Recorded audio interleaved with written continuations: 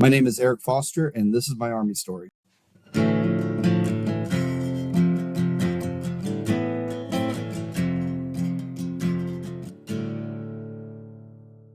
What's going on, everyone? Thank you for tuning into this episode, whether you're on YouTube, Spotify, or Apple. Please, I'm asking you guys to share this content, like it, and if you're enjoying these episodes, please comment. That will help out the channel a lot. Share it with your friends, and let's get into the episode. Eric Foster, welcome to the show, brother. Thanks, man. I appreciate having me on. Hey, I appreciate you having a lot of patience with me. I know I hit you up a long time ago. It's been kind of overwhelming, the podcast Yeah. world and working full time. I think you could probably understand that. It's just rough editing Oh, and everything. oh yeah. I get it because I think we both kind of watch the other podcasts, and you hear those guys like, man, we've been trying to get together for 2 years now, and I get the schedules. You've got a hectic schedule, and I've got a crazy schedule, so no worries. Yeah. So you go by what, Red Golf or something like that, right? Red 4 Golf. That was my call sign. One of my call signs overseas in the Bradley. Oh, okay. And that's Gunner, right, for golf? Yeah, Government Golf. So yeah, if you were, the Delta, you were the driver. Yeah. Yeah. I, So I yeah, try to yeah. I try to break it down for people because there's some of my fans, I guess, quote unquote, you could say, that don't never served before, or so it's kind of hard sometimes bringing up the acronyms and everything like that. I'm really bad about that. I'll tell a story, and sometimes like, what's that? And I have to go back and like, okay, well, this is if I say coax, this is the 240 Charlie, and like, okay, what's that? And then you got to break down the 240 Bravo and all Yeah. that, but which is the heavy machine gun for all you non-military folk. Yeah. You know what's funny, dude, you have two interesting worlds where a lot of people won't understand, like the military, and then you're also in the law enforcement community too. It's like the humor and the way we talk, and then everything is different too. Oh yeah, I've learned to read the room, because sometimes I'll tell a joke and it's my either my military brothers or my law enforcement brothers and sisters will laugh, and then civilians will look at me like, "What is wrong with you?" So, Yeah. Don't you think it's kind of weird though? Like we have to. I know the job, right? It's the job of the military, or like being in law enforcement. I know it's kind of like, it's obviously way different, high stress, you know. But you would figure like people interact with cops before, so like you don't wouldn't understand, or not cops just, but military too. Like, hey, you wouldn't understand that we probably have a weird way of looking at things. oh yeah, yeah. They just and I've I've learned. I mean, I've been in law enforcement for now over 20 years, so I've really learned from the beginning to my where my career is now. I'm still, I still fumble at times, but I'm a lot better at it. Yeah. Um, do you feel like I mean, a lot of people do that transition, right, from military to law enforcement. Do you kind of feel like obviously the stressors and traumas are different, right? Mhm. Often I hear a lot of people from that do that switch. They say that a lot of the PTSD from the law enforcement is way harsher. And why do you think it like calls people from the military to go over that route? I So I came from the infantry world. Hmm. So when I was transitioning, I tried a couple of different jobs when I first came home, and one of them was like an office manager trainee. And I was sitting in a meeting, and there was a couple other people in there that were vying for this job, and they were in a meet. This girl was complaining about something, and coming back from Iraq, I was looking at her. I'm like, "What is wrong with you? You're in a warm office. You just ate lunch, and they're just telling you, to do this better."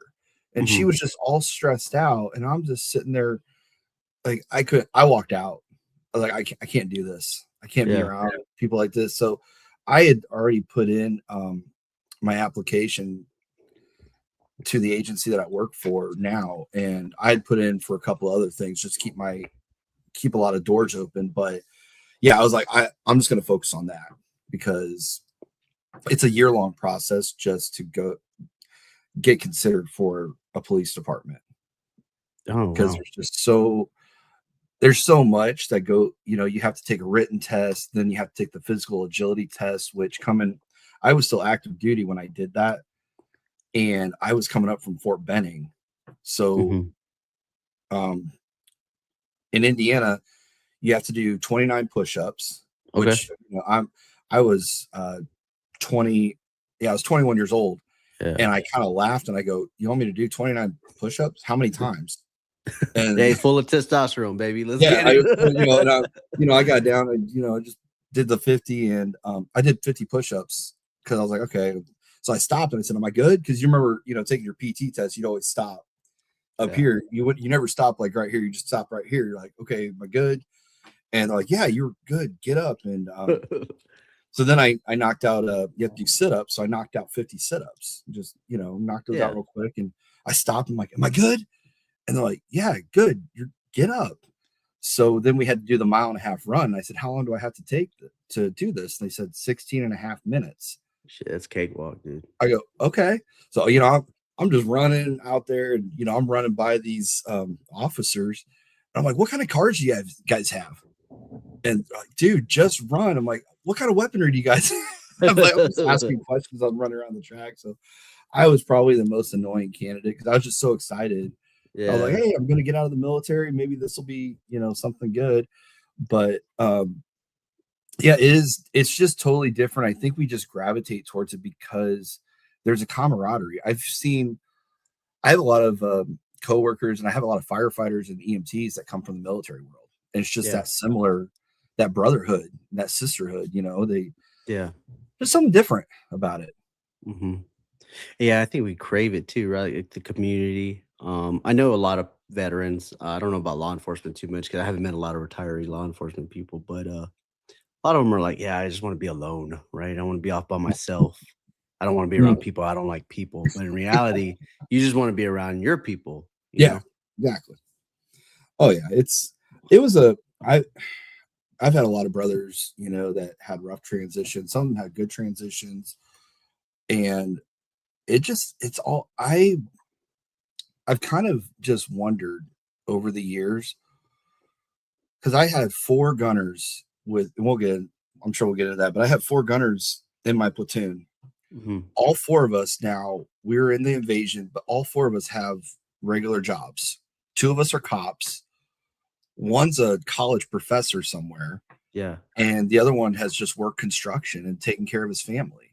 Yeah. But my question was like, why are we okay for the most part? Yeah. The invasion of Iraq, that was kind of a gunner's war. Right. We were in the vehicles, and we were just going. So we were doing a lot of the battles, but it was kind of crazy. I'm like, why are we okay? It just seems like, we all have I have my issues, I know, but like I can hold down a full-time job, and you know, but I seem to be okay. And it's just, why are some of us okay, and why do some of us just they you know can't really get out of bed in the morning? Yeah, man.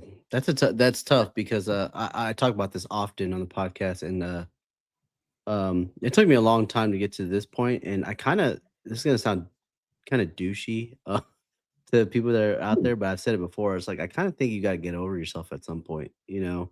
Yeah, And you get well, one, you got to forgive yourself it because it's not your fault, and then like you kind of got to get over it. Like you gotta, oh, woe's me. It's me. Nobody understands me or whatever. Nobody's gonna get it, and I think that's part of the problem too. You know.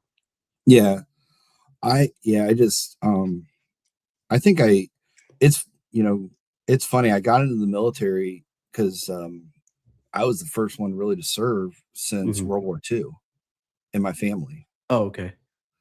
And so it was just something very really new to my family. Like, "Wait, what? You're doing what?"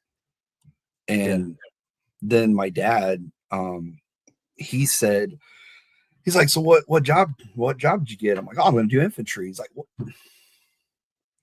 It's like, you could have been like an engineer, an accountant, like he wanted me to do a pogue job.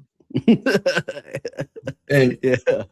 um, well, and it was funny because I had in high school, I knew I was going to be a cop someday, and they told me to get some military experience. So I listened to the cops, and I don't know if they were just blowing smoke up my ass, but they told me to go infantry. So I was in my head, 17-year-old kid going to MEPS.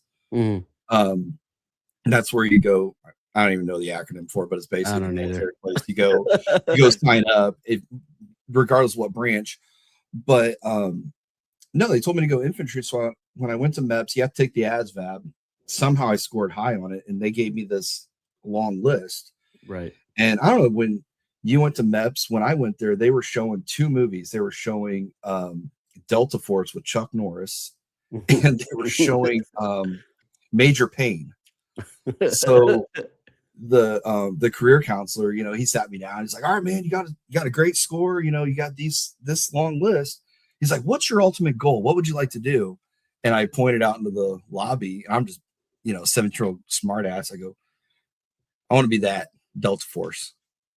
And he goes, "Well, that doesn't exist." And I go, "Come on, man. They play that game." But Right. I said, "Well, I want to do infantry." He's like, "No, seriously." And he kept pointing at the list. He's like, "You can do this, this, this." And I go, "No."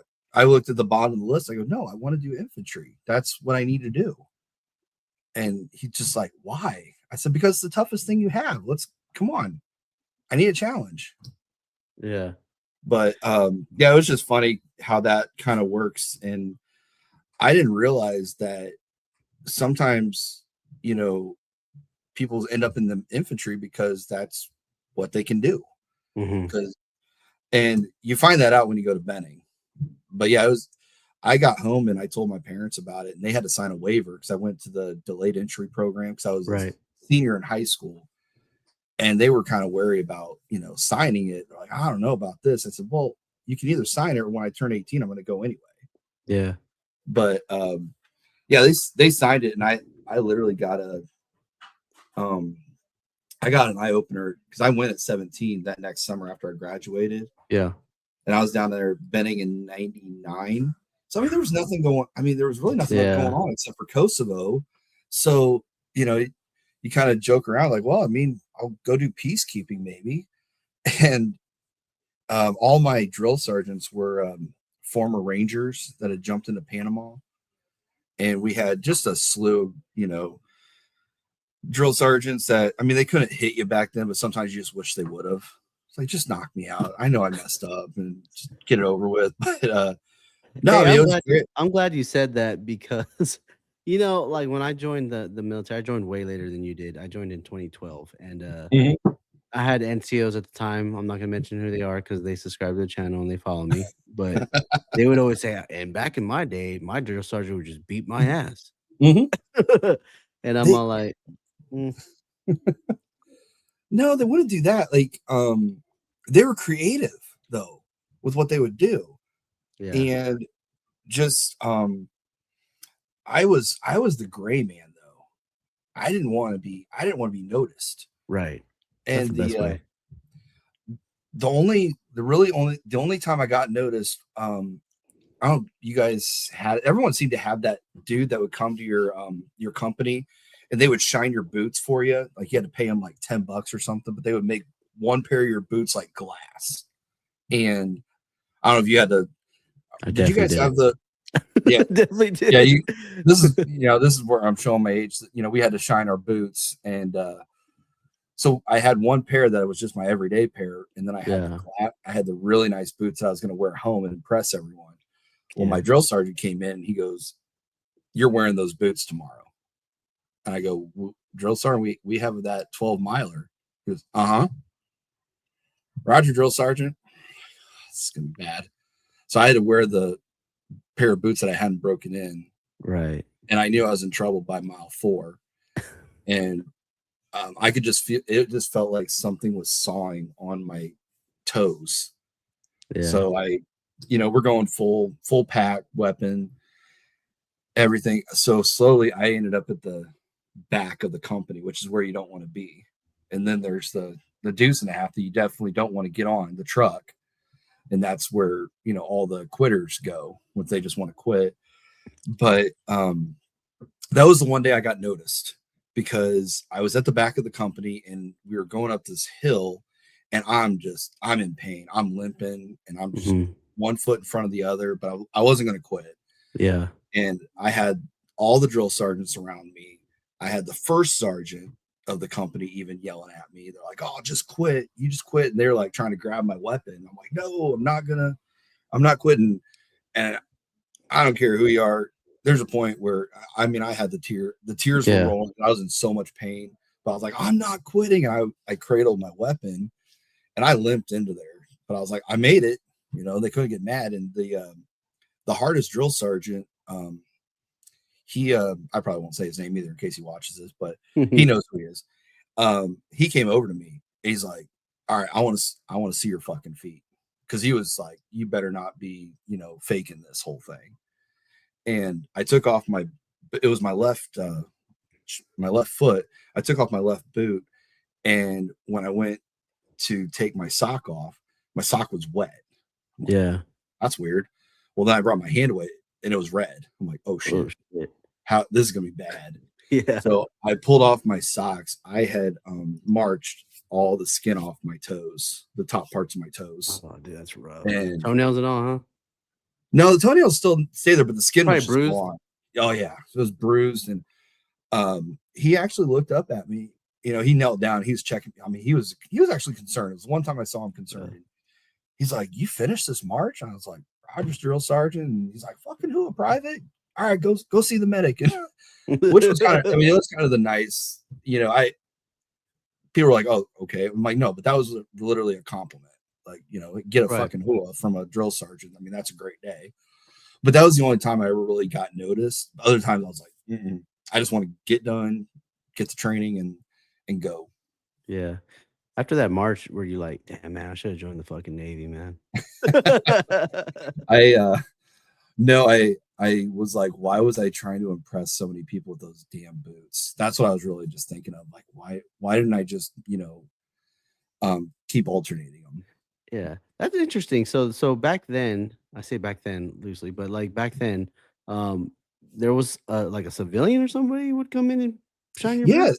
I don't know if they were retired military, but these guys would come in and they would shine your boots for you. And they were making money. So the drill sergeant let them do it. And I don't know if this was allowed, but you know, they were doing a service. Man. Yeah, And I mean, that's crazy. Privates are dumb. I mean, we'll spend money on anything. Yeah. You know, you tell us like this is going to be a good deal, we believe you. That's why everyone goes out and gets a Mustang right after boot camp. Yeah. And they they get those really high percentage rates and they don't care. Yeah. Did they like iron your clothes too and everything or no? No, we didn't do that. We weren't. No, I mean we were getting muddy every day. And it was that Georgia red clay. Oh yeah. So yeah, I mean there was no need. I didn't even know we ironed until I went to my first duty assignment. Yeah. I didn't know we had to iron our uniforms. That was a shock. I just didn't know. Yeah. You know, you go in ignorant. Yeah. Hey, so when you joined the military, like, hey, what infantry did you pick? Like, I know loosely, like from what I've been told from a lot of the other old heads, like there was different. It was like not just 11 Bravo, 11 Charlie. There was like 11 Mike. There was like 11 different other series. Okay, so this going back to MEPS, I didn't know what I knew. I didn't know I could get a Ranger contract. I didn't know I could get an airborne I was ignorant. Our recruiters are great salesmen. So they had a thing back in the late 90s. It was an 11 X-ray contract. Yeah, they still got that. Yeah, so I took the 11 X-ray contract, just not knowing what I know now. And I asked my recruiter. I said, "Well, so when I get to boot camp, I want to go to Airborne Ranger." He goes, "Oh, great, perfect." So when you get there, there's going to be a day where they're going to come in going, "Hey, who wants to go airborne?" And you just raise your hand. I'm like, "Okay." And I'm just a dumb kid, like, "Yeah, okay." And then, you know, you get to airborne school, and then they're like, "Hey, who wants to become a ranger?" And you just raise your hand. I'm like, "Okay." So being 11 X-ray, just not knowing, I got to boot camp, and all of our names on our wall lockers each had 11 Bravo, 11 Charlie, 11 Hotel, 11 Mike. So 11 Bravo was just straight leg infantry. 11 Charlie was mortars. 11 Hotel was the tow missiles on the Humvees. And then 11 Mike was the Bradley fighting vehicle. So I saw 11 Mike on my wall locker. I go, what's that? Another guy's like, man, you're going to be on the Bradley. I go, the what? He goes, yeah, that Bradley. And I go, that thing that looks like a tank out there, I'm going to be in that. He goes, yeah. Like, what happened to Airborne Ranger? And these guys, some of the guys in my platoon were like, yeah, I got an Airborne contract. I got a Ranger contract. I said, how'd you guys get that? Like, you don't have that? I'm like, no. And they actually talk about that at one point. Like, who here listened to their recruiter and said you could volunteer? And we all, raise our hands like, yeah, put your hands down. That's not happening. They lied to you. So you just that's where you kind of learn not to believe anyone. Yeah. And get it in writing. If I can give any advice, get it in writing. Yeah. I kind of have like, I understand where you're coming from. Like I joined to be a medic, but I didn't, my family had nothing. They had no knowledge of like what was going on in Iraq and Afghanistan or military, anything. The last knowledge was like Full Metal Jacket, dude. Mm-hmm. And I remember I was there at basic and I was thinking the same thing. I'm like, man, I want to go airborne. Now I'm like super Roger, right? Like after basic training, I'm like, I want to go Ranger, I want to go airborne, but obviously it's not anything like you just said. Like, yeah, it doesn't happen. If it does, it probably happens very rarely. Now we did have one guy that he got recruited to the Tomb Guard, the old guard in DC, the Tomb of the Soldier, but they came in and recruited. Like, you had to have a certain look, you had to be a certain height, I think. Yeah, a slender white guy. Yeah, tall. I don't know. Mike Glover was on that. He was. He was Tomb Guard. I have two friends that were Tomb Guards, and they were both 6'1", and they were like real slender. And they were both white, and they told me that they were like, hey, they mainly go for like this look. Yeah, and they look the same, like yeah. And I understand, like, right, it's an imagery thing. I get it. Yeah, it was just really interesting. But yeah, we so doing that after basic, you have to go to Mike school where you learn about the Bradley for 2 weeks, and that's just breaking a track down, and you learn to drive it, and you find out it's just a big go-kart, and you get your orders. And then my orders were to bomb holder Germany, which I'd turned 18 in boot camp, so I was like, I'm going to Europe. Yeah, like, this got even better. And that was a fun conversation with my parents, because I didn't tell them till I went home on leave, and they were like, so where are you going? I said, I'm going to Germany. They're like, you're just turned 18. You can't go to Germany. I go, government says I can. Hey, that's a pretty cool duty station for a young 18-year-old, man. It's gonna be a wild time. It was rough. They hadn't had someone my age in the company for a while, so they took me drinking, and that was I called it college without the classes. Yeah. So let's back up a little bit though, because like you went to the 11 Mike school, and what are they kind of like? I'm very curious, because peacetime army, right? And what are they telling you? Like, hey, you're gonna be in 11 Mike for what? Like, hey, you're gonna be doing this, or so they were Russia still, or what? No, actually, we'll might get into that. No, really, it was just for peacekeeping in Bosnia and Kosovo. They were using the Bradleys still in that terrain. It worked out really well. But no, I mean, we didn't have, this was pre 9/11, so nothing was really happening, and we were still getting taught at Benning. They were kind of teaching, they were starting to teach CQB that had filtered down from, I believe, the Rangers in Mogadishu, because that was the latest battles that had happened. So we were taking lessons learned from that and employing them into doing the close quarters battle. But I mean, that was still the old school, weapon down and slapping the ass of the dude in front of you, and then God help you if you're the number one guy. But you just hope. But I mean, that was still like popping the grenade, throwing it in, and then going. Hopefully after it explodes. But yeah, just they didn't really talk about that, like who the enemy was. We didn't. I mean, it was all about the Albanians versus the Serbians. That was the big news. You Yeah, know, that the ethnic cleansing, that you heard that terminology a lot. yeah. So you get to Germany in like what, late '99 or what? So I got to Germany in 2000, Mhm, um, and I got into my company. I was there a week, and we went to, believe Hohenfels, Germany, for mhm, a 30-day rotation where we were doing winter training. We were doing force on force training. mhm. I was a brand new guy, barely had my gear. They had to help me put my gear together, Yeah. and they're like, "Hey, you're going to be the 240 Bravo gunner." That was my platoon sergeant told me. I was Hell like, yeah, dude. Okay. So I had fired it once in boot camp because you fire all the weapons, the squad automatic weapon, the 203 grenade launcher. You know, you had to fire all the fun stuff, and that's what I Mhm. had signed up for. But this, so I go to the armory to pull out, get issued my 240, and when he handed it to me, I dropped it. Oh, So shit. I forgot how heavy it was. It's a 28-pound weapon. So Yeah. it dropped and it hit the ground, and my squad leader, or no, my team leader looked at me and he goes, I better never hear that fucking sound again. And I was like, yep, sorry, my bad. Um, yeah, I learned a lot. I didn't know what I didn't know. Right, right. So all I remember about that, I was so just in awe of everything. Everything Mhm. was a new experience. Like we did the force on force. Remember the mile? Were you guys using the miles Yeah, they still here use a little miles bit? here.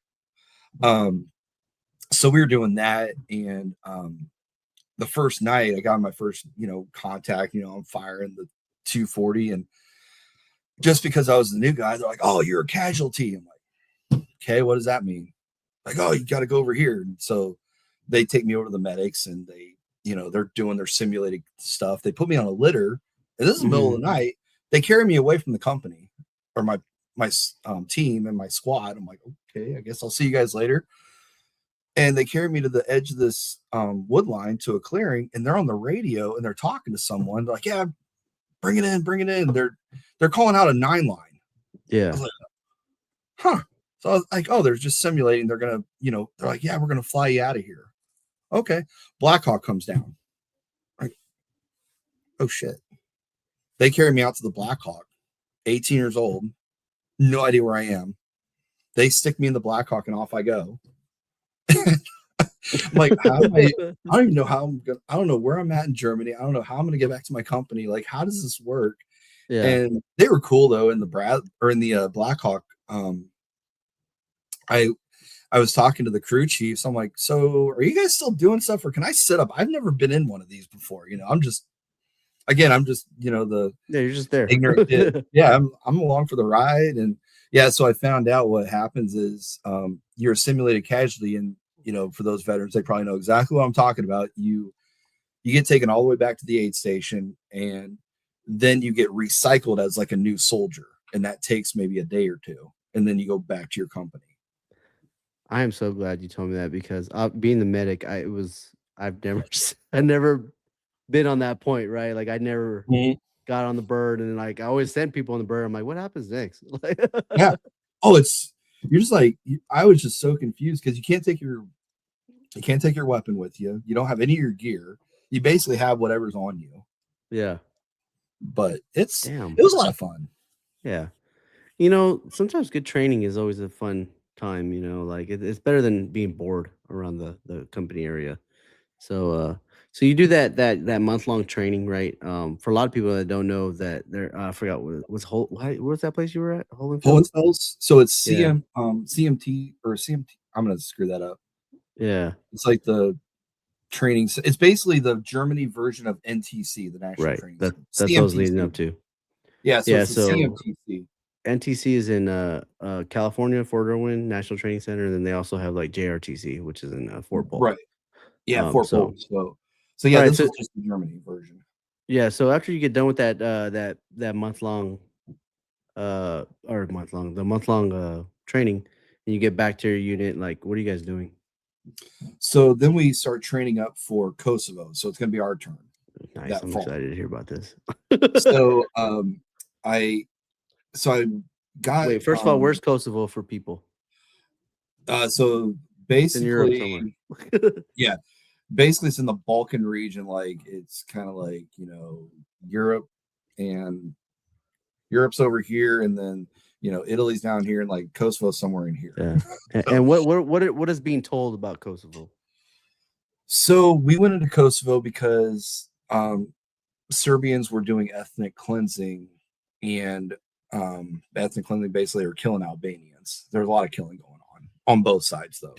So we were there to babysit, in a nutshell, the Albanians and the Serbians who've been fighting for thousands of years, and we're going to tell them they need to get along. So it's peacekeeping, but there's still pockets of resistance going on, and that's what we're being told. So we're being trained on everything from riot control to how to handle mass grave sites. You might see some mass grave sites. We're like, oh, okay. And we're doing school bus escorts, where we literally pick up the kids with the school buses and take them to school. So they they like don't in get the Humvee or what? What's that? Are y'all like in the Humvee or what? Yeah, so we're in up armored Humvees, but we had Bradleys there too. So we trained up for that all year. Yeah. Okay. So you're picking. So you guys are literally like escorting school buses with Bradleys and up armored Humvees. Just the Humvees. Machine guns and shit, or no? No, we had saws, and we had the 240s up there. We didn't have I don't think we had any 50 cals, but the Bradleys we only use for specialized missions. So we had them, but we normally would just use the up armored Humvees. Right. For the so we did presence patrols, we did school bus escorts, but then my platoon was also tasked with being the quick reaction force. So okay, well, what are y'all going to be doing for QRF? Like hypothetical situations, right? So first call out was a grenade attack in one of the villages. So someone had lobbed a grenade over the wall of a courtyard and injured a lady. So Kosovo actually had their own police force, but they needed us to kind of cordon off the area so they could do their investigation. Damn, I did not know it was going down like this. But okay, so you guys are your presence patrolling the streets. We're driving, so we're basically not even. We would go our presence patrols. We'd drive in under the cover of darkness, usually in the mornings. We would get into the village, and then we'd set up, and then we just making our presence known. But we were always on call for QRF. Yeah. But on a typical morning, so this is really cool in Kosovo. We learned this. There was a kid that would come by us that our previous unit had told us about. You could give this kid $1. He would go down the street to the bakery, and he would come back with a bag of freshly baked bread for you. But then he'd also have a second bag of groceries that he had bought all with that $1. And so we'd have breakfast, and we're feeding this kid's family hopefully for a day. Yeah. So it's kind of a neat thing, and he loved to do it. He was kind of that's how he kind of fed his family. But we would do stuff like that, and so go over like what's the setup? Like what are you guys like wearing? Are you just wearing the flick or the whatever? I don't know what they were calling it back then, but yeah. So we had M16s, A2s, and we had the CCOs, the close combat optics, one of the first red dots sights on there. We had PAC-4s for our night vision. Because we still had some PVS 7s. I'm just talking about the night vision. So the PVS 7s were it's just the one monocle, but with the two eyes. And then we had the 14s. Eyes. Then we were doing the 14s, which that was a horrible idea. I don't know who came up with that. But it was so weird though to try to get your, so you preferred the 7s over the 14s? I would have loved to have the double ones. Okay, or even the quads. That would have been great, but that was before. But no, I mean our setup. We had some pretty good weaponry, and then we had plates. So kind of like if you look at Black Hawk Down, those chest plates, we had. They weren't steel plates, were you? No, these were ceramic. ceramic plates, which we found out later you weren't supposed to drop. And what did you do after every mission? You kind of chuck your gear. And but no, then our we had not the we had the load bearing vest. Oh, the LBA or LBV, right? LBV. It's like a thing that goes like that. Yeah, it clips, and then you have your mags right here. And I thought it was high speed. I was like, man, this is awesome. I'm doing all this, and yeah, we'd put all that stuff on, and we'd go out like that, and then yeah, I mean, it just with QRF, it was kind of like the life you had a schedule in Kosovo. So we actually had, you knew when you had missions. We had a 24-hour chow hall, which was awesome. Right, for sure. And we had a gym that we were going to, and dudes were, doing rip fuel back then, creatine, doing 2-a-days, going to the gym.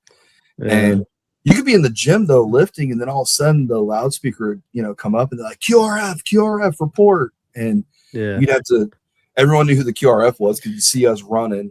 Yeah. Did you see any of them actually assassinating people or trying to kill people, or no? No. So the one time, QRF, so what we would do, we would get back to our rooms and we'd wait for the phone call.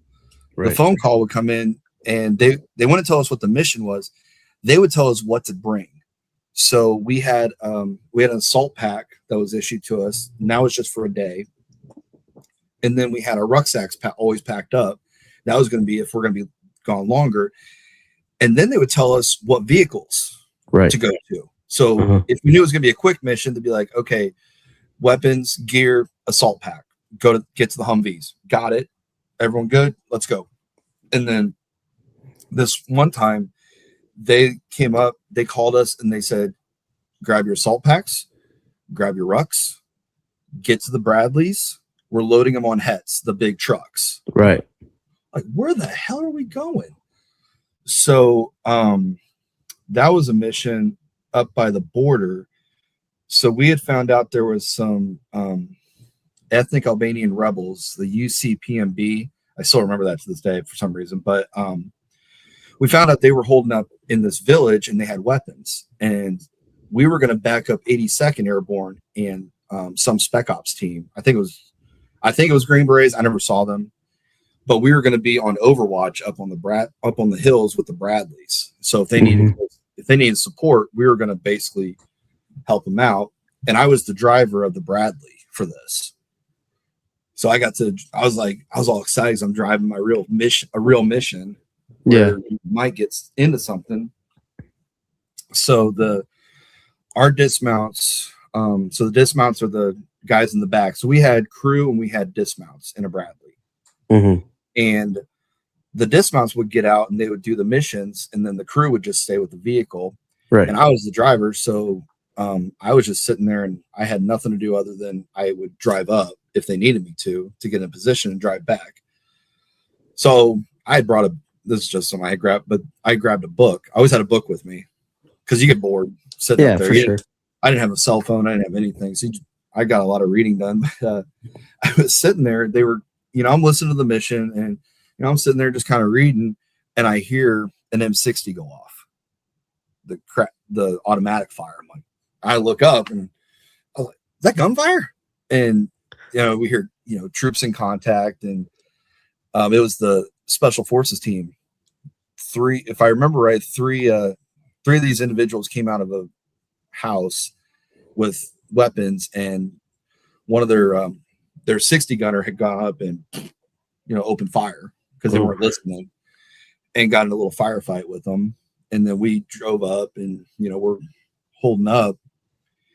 And, they ran back. Two of them, I think, were KIA, and then one was wounded. And we were just watched, and we were waiting to see what our next orders were. Well, then this fog came in, and they're like, oh, just hold up. And we're like, okay. Right. So I jumped up that night into the turret with my gunner, and he let me look through. And so Bradleys have thermal imagery, so we can see. Well, under the cover of darkness, they left and they were going.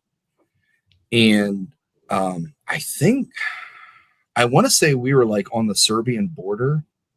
We were on Serbian border. We were on someone's border of another country, and they were trying to cross.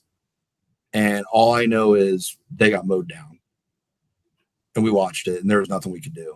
I mean, Right. it's like, we told them to give up, but I mean, it was this kind of weird thing, you know. I was still that young kid, like, wow, like and my parents were really worried. They're like, oh my God, are you okay? I'm like, yeah, I'm fine. And like, my dad's like, you couldn't like call that country. I'm like, what? How am I going to call them? I'm in a Bradley. I don't know where I'm at. Yeah, you don't call the embassy over there, dude. Yeah. But I mean, it was just one of those weird things, you know. I heard my first gunfight, but I mean, and it was funny because someone mentioned a combat infantryman's badge for that. And I went, what? No. Yeah.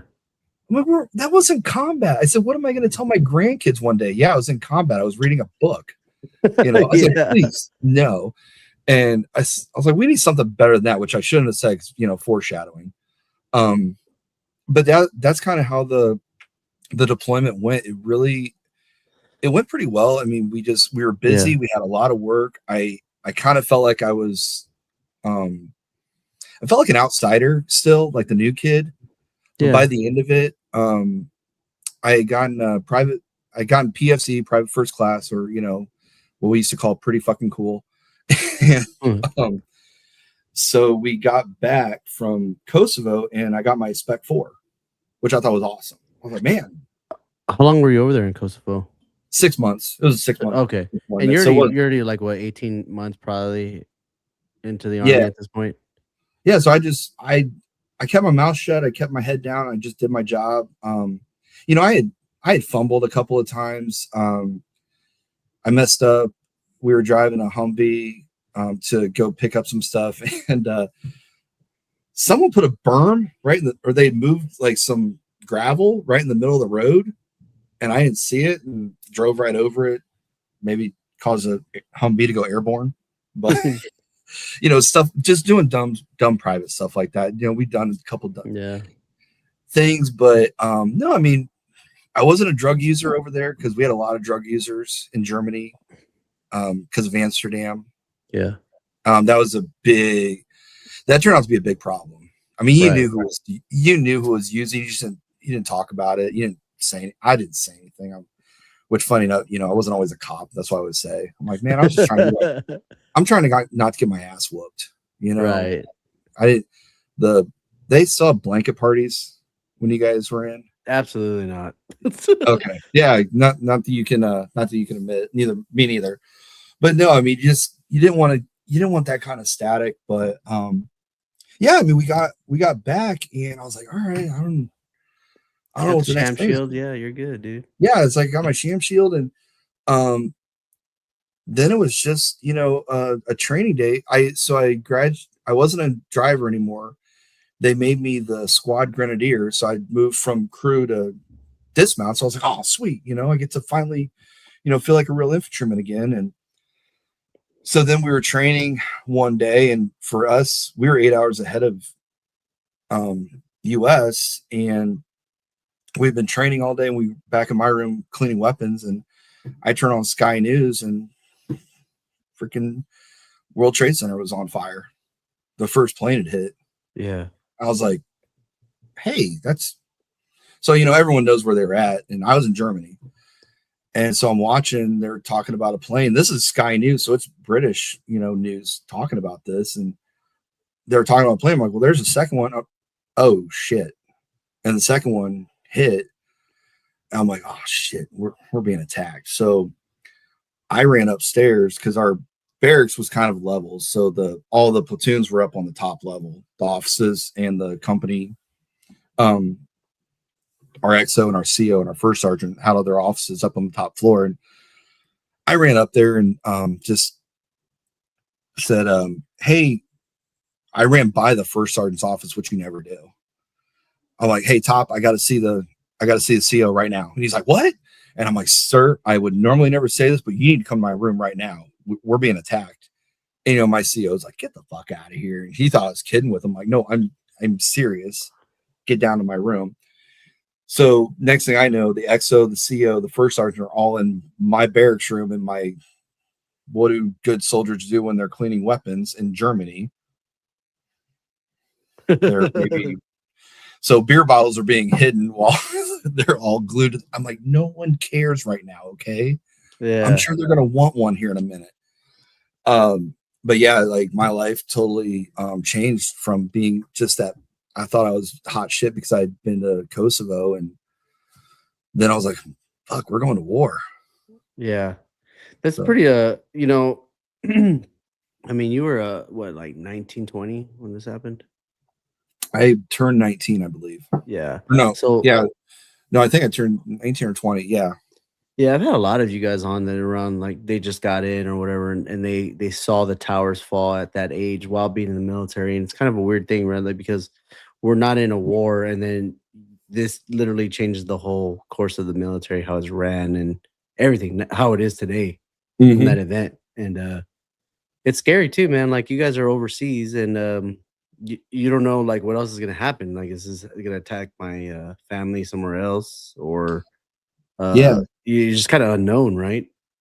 Yeah. And I tried to call home from, we had a payphone, and I got cut off from my mom.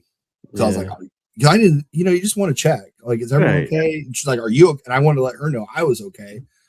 But, so we had turned in all of our M2, um, or no, I'm sorry, our M16A2s the couple days before, because we were supposed to get the new M16A4s with the Picatinny rails on all sides. We are going to Yeah. get the new high speed stuff. Well, we were told, hey, you guys are going to take the front gate. We got to lock down the base. And we all were like, we don't have any weapons. What do you want us to take the front gate with? So this is how great the military is. If you really need something, it will show up. Yeah, We've been waiting. that's so true. So these 5 tons showed up with all these brand new M16A4s, and we went out to the range that night, and we were zeroing in M16s. And I was thinking to myself, I'm like, you know what? This is the best way to end this day, because we were all walking around defeated, like there's nothing we can do. Yeah. Well, now we get to go shoot. So every target that I was shooting, that was whoever was responsible for 9/11. Right. I was like, man, we really gotta, dig deep here. And then, you want to go, everyone wanted to go. Like, where are we at? Well, going to Afghanistan. Great. When are we going? Because we were all, Yeah, everybody wants to go. ready, hyped up. And that's when I found out Bradleys can't be used in Afghanistan. And I was pissed. So one of my sergeants was he was going to go to selection for special forces. So he was training. So I started running with him, full ruck and everything. So I was like, I want to get to war now. And I realized we're not going to war, and I need to get out of here. So you can PCS, so you can permanent change of station after 2 years. Mm-hmm. Well, my orders hadn't come in yet. So I don't know what happened, but I went to battalion. I said, hey, I want to get out of here. I need a PCS. Like, you want to leave? Yep. Roger, I want to leave. And they were like, oh, okay. They just weren't used to that. So they said, put down three of your bases you'd like to go to. So I thought I'd be clever. So I put down Fort Campbell, Kentucky, Right. Fort Bragg, North Carolina, and Fort Benning, Georgia, because I was hoping they were going to stick me to Fort Bragg or Fort Campbell on accident, and then somehow I get with a regular, 11 Bravo unit, because you know how the military is, they screw up all the time. Yeah.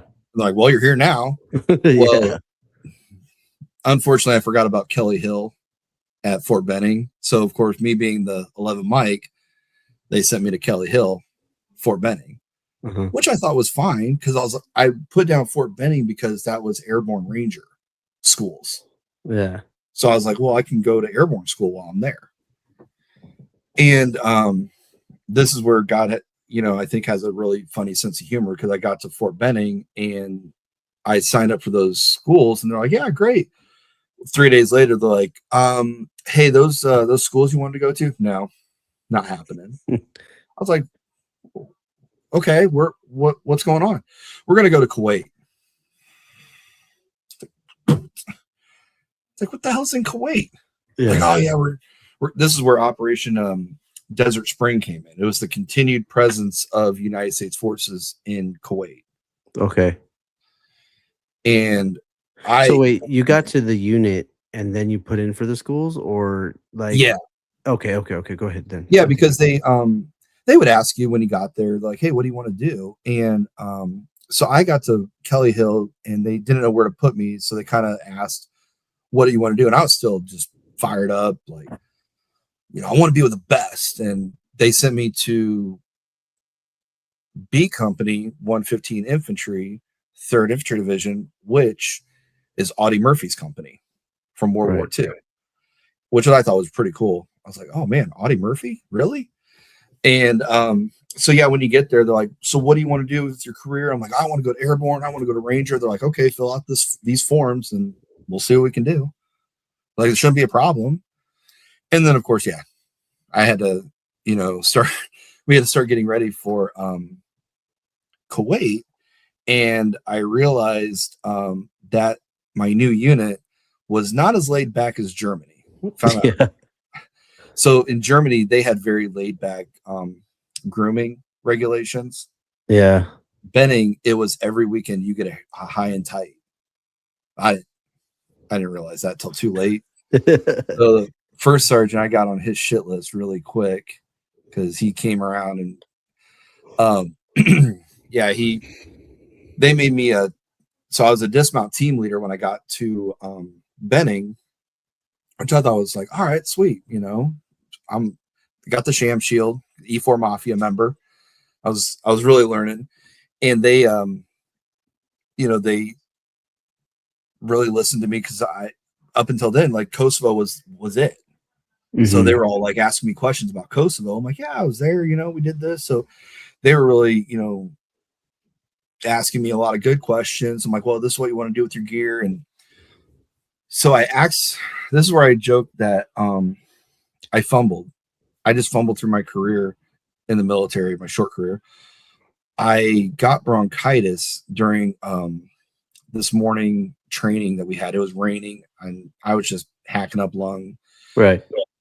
So we were running back after doing the I'm up, they see me, I'm down across the field. Remember that training? So great. So I was hacking up and I was just suffering. And my squad leader's like, dude, it's like, Foster, stop. You're gonna kill yourself. Just stop. It's not worth it. I'm like, Roger. I was arguing, but I was like, okay, Roger. And first sergeant saw me stop and he just laid into me. Who's that stopping on my run? And we got back to the company and he grabbed my 203 from me and he gave it to another specialist. He grabbed his M16. He threw that to me. He's like, you're a rifleman now. I was like, okay. Yeah. I mean, you get, it's kind of one of those, like, what are you going to do? Fire me? Okay. You gave me less responsibility. I don't have to be in charge of these guys anymore. Well, my platoon sergeant found out about this. He didn't like the fact that I got fired because that's his job. Yeah. So, and that's the squad leader's job. Like, that wasn't the first sergeant's job. And the end of the day, he called a meeting and he's like, hey, we're leaving for Kuwait in 2 weeks. My gunner's not coming with us. He's getting out. He's looked at me and goes, Foster, you're my new gunner. Hey, what's up? This is Doc hopping on here. Please go ahead and comment, subscribe. This episode is sponsored by Craig Fleming at Fleming's Cleaning. If you're in the San Antonio area, please hit him up for your commercial residential cleaning. Use code word GWOT13. And please check out our socials, TikTok, Instagram, and Facebook. If you have anybody that you'd like to get on the show, please let me know. And with that, let's continue the episode. I'm like, what? He goes, you're going to be my new Bradley gunner. Meet me at the simulator tomorrow, because we had Bradley simulators to kind of learn the job. So I had 2 weeks to get ready to become a gunner before I went to Kuwait. Did you kind of like, I know that you wanted to be like infantry and you were like, hey, we're going to Kuwait. I mean, obviously you didn't know what was to come, but Did you really like kind of like, man, I wanted to stay on the like foot patrol type stuff or what? I trusted, I really trusted my platoon sergeant. He was a great leader. He'd been in the Gulf War, and you know, he was patient with me. He told me, he goes, I know you're not comfortable with this, and I know this isn't what you expected to do, but I think you'll be good at it. So I was like, all right. Yeah. And yeah, so we trained through the summer of '02 doing the desert warfare stuff and just suffering. I mean, it was hot. You know, it was just, I mean, you just lay there and just sweat because there was no permanent structures in Kuwait. They never wanted structures, so that's why we were all in tents at the beginning, out in the middle of the desert. So yeah, we trained, and I mean, really, it was just a training deployment. Nothing really major happened, and we no, the only thing that the only funny thing that really happened was I had a dual survival night where we were simulated casualties. And so another gunner and I, we were the simulated casualties. We went through that whole thing. Well, our first sergeant picked us up. And we're like, okay, great. We're going to go back. He's like, we're going to take you back to the assembly area where everyone's at. I'm like, Roger, thanks, Top. Yeah. And it's still pretty hot out. You know, it was 80 degrees out, but we were freezing. And tell you how hot it was. But we get to this assembly area and he stops. He goes, okay, your driver's on his way out to pick you up. Okay. And I said, well, I looked around. I didn't hear any vehicles, which was kind of weird. And I said, well, do we have a chem light? And he goes, yeah. He cracked open a chem light, handed it to me. And I asked his driver, I'm like, you got any water? Like, we've been kind of riding around. Oh, he handed me a half bottle of water. And I was like, thanks, jackass. You know? Yeah. And so we're standing there just shooting the shit. And I'm like, I don't hear any vehicles. This is weird. And I'm tossing up the chem light, you know, trying to mark our position. And I was like, wouldn't it be funny if that asshole dropped us off at the wrong location? Hour later, that motherfucker. Damn it. I was like, what do we do now? I had my gas mask and a helmet, and my buddy had the same. We had no weapons. Right. I mean, I was like, all right, man. So we're trying to decide what to do because I'm like, we can't just go wandering. We're going to wander around all night. So I'm like, okay, I see lights in that direction. I see lights in that direction. So I put an arrow down in the sand. I'm like, okay, in the morning, here's the plan. We're just going to start walking in that direction. And if we run into any Bedouins, I will barter whatever we have on us for a camel and a direction to the nearest military base. I mean, we didn't have anything. We didn't have cell phones, no nothing. That's a scary feeling, man. Yeah, it was. I mean, I didn't know what to do. I was like, this sucks. But I was like, well, let's just kind of rest. So we kind of laid down there, just looked at the stars, like, God, I hope I don't die. But about an hour later, we hear vehicles. I'm like, oh God, that's a Bradley. Those are multiple Bradleys. So I'm like, dude, let's get up. They're that way. So we just took off sprinting, and we see them, and I'm chucking the chem light at them, and I'm picking it up as I go, and I'm just chucking it. Luckily, and I was praying that the gunners were doing their job and scanning, and they weren't sleeping. Because you know as well as I do, soldiers are notorious for sleeping. But I asked my roommate later what happened. He was actually scanning, doing what he's supposed to do. He saw the chem light and was like, what the hell is that? Because he's looking through thermals. He sees two guys running. He's like, hey, I've got two guys running. He's like, they're wearing military uniforms. And then he looked closer. He's like, holy shit, it's Foster and Jalbert. And we got rescued by our own platoon. And, you know, I'm pissed. Now, I'm happy, but I'm pissed. So they're like, what the hell happened? I said, that first sergeant, he dropped us off at the wrong spot. We've been lost in the desert for the past couple hours. And they didn't tell me we were right over there, but, you know, like a mile away. But still, it's still, you know, just don't know. And they're like, okay, hop in. Like, hop in. I just fine. All right, let's go.